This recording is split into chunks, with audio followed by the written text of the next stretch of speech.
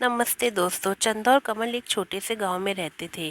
कमल की शादी कुछ साल पहले कविता से हुई थी। कविता और चंदा का रिश्ता शुरुआत में ठीक था, लेकिन धीरे धीरे सास बहू के बीच मतभेद बढ़ने लगे। एक दिन जब कमल काम से घर लौटा, उसने देखा कि कविता और कमल की माँ जोर जोर से बहस कर रहे थे। कविता ने चंदा से कहा, अब बहुत हो गया माँ जी, मैं ये घर नहीं छोड़ूंगी, आपको ही यहाँ से जाना होगा।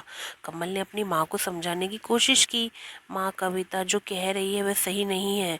आप इस घर की बड़ी हैं, आपको यहाँ से जाने की कोई ज़रूरत नहीं है।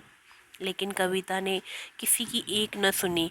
उसने चंदा के सामान को पैक करके दरवाजे के बाहर रख दिया और कहा, आप अब यहाँ नहीं रह सकती। चंदा की आंखों में आंसू थे। कमल ने फिर से कविता से कहा, प्लीज़ ऐसा मत करो, माँ को यहाँ से मत निकालो। कविता ने कठोर स्वर में कहा, कमल, अगर तुम मुझसे प्यार करते हो ना, तो माँ को यहाँ से जाना होगा। कमल को बहुत दुख हुआ, लेकिन वह अपनी माँ को और अपमानित होते नहीं देख सकता था। उसने चंदा को सहारा दिया और कहा, माँ चलिए, हम कहीं और रह लेंगे।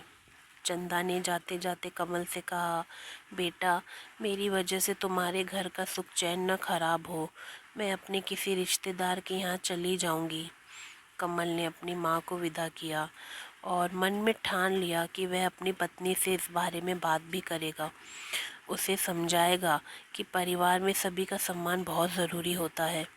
इस प्रकार चंदा अपने बेटे के घर से बाहर चली गई, लेकिन कमल के दिल में ये घटना एक गहरा घाव छोड़ गई। उसने ठान लिया कि वह इस स्थिति को सुधारने के लिए हर संभव प्रयास करेगा। कमल ने अपनी माँ को रिश्तेदारों के घर छोड़ा और वहाँ से घर लौट आया। घर की चुप्पी बहुत भारी लग रही थी। कविता अपने कमरे में बैठी थी। जब कमल ने दरवाज़ा खोला और गंभीर स्वर में बोला, कविता, हमें बात करनी चाहिए। कविता ने उसकी ओर देखा और कहा, क्या बात करनी है कमल? मैंने वही किया जो मुझे सही लगा। कमल ने गहरी सांस ली और कहा, तुम्हें लगता है कि माँ को निकालकर तुमने सही किया है, लेकिन क्या तुमने सोचा कि इसका असर क्या होगा? हम एक परिवार हैं और परिवार में सबका सम्मान होना चाहिए।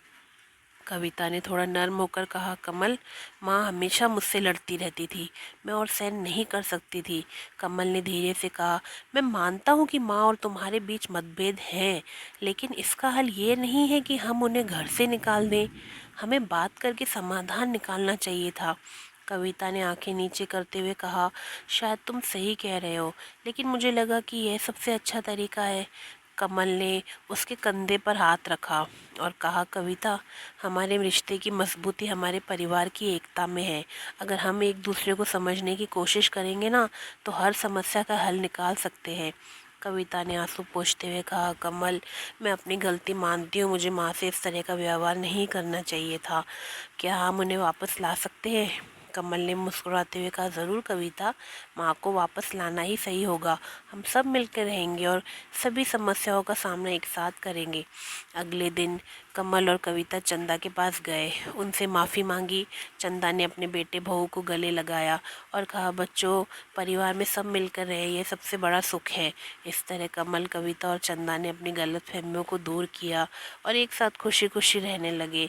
उन्होंने समझ लिया कि परिवार की एकता और प्यार ही सबसे महत्वपूर्ण होता है। दोस्तों, कहानी अच्छी लगी तो प्लीज़ लाइक शेयर सब्सक्राइब ज़रूर कीजिए। धन्यवाद।